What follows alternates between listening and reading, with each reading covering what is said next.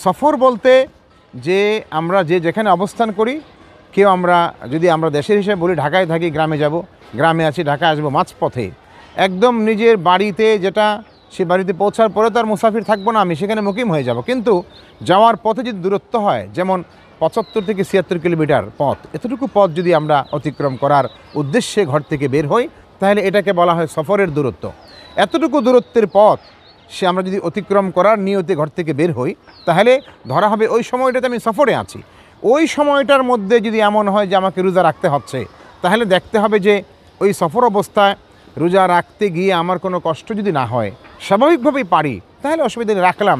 কিন্তু আল্লাহর পক্ষ থেকে ছাড় দেওয়া আছে, কেউ যদি সফরে বের হয় আর এই সফরটা যদি এরকম দূরত্বের সফর হয়, তাহলে সেই সময়টাতে সে যদি রোজার ভঙ্গ করে অন্য সময়ে কাজা করতে চায়, তাহলে এই সফরের সময় রোজাটা অন্য সময় সে আদায় করতে পারবে।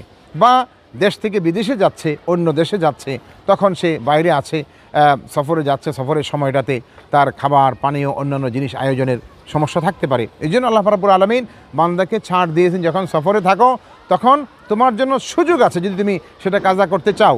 মানে স্বাভাবিকভাবে রাখতে পারলে সে রাখবে, রাখলে তো আদায় হয়ে যাবে। কিন্তু তার জন্য অপশন আছে, আল্লাহর পক্ষ থেকে এতটুকু ছাড় দেওয়া আছে, যদি সে সফরের কারণে অসুবিধা মনে করে যে এখন পারবে, তাহলে সে অন্য সময় সেটা কাজা করতে পারবে, এই সময় ছাড় দিতে। এই হলো সফরের জন্য আল্লাহ পাক ছাড় দিয়েছেন। কাজে আমরা চেষ্টা করব রমজানের হুকুমগুলি সঠিকভাবে পালন করতে, এবং রমজানের পাশাপাশি আমরা সিয়াম পালনের পাশাপাশি কিয়াম এবং একইভাবে 5 ওয়াক্ত সালাত, এগুলো যেন আমরা সঠিকভাবে আদায় করতে পারি। আল্লাহ আমাদের সবাইকে আমল করার তৌফিক দান করুন, আমিন। ওয়া সাল্লাল্লাহু তাআলা আলা নবিয়িল কারীম ওয়া আলিহি ওয়া সাহবিহি আজমাইন। আসসালামু আলাইকুম ওয়া রাহমাতুল্লাহি ওয়া বারাকাতুহু।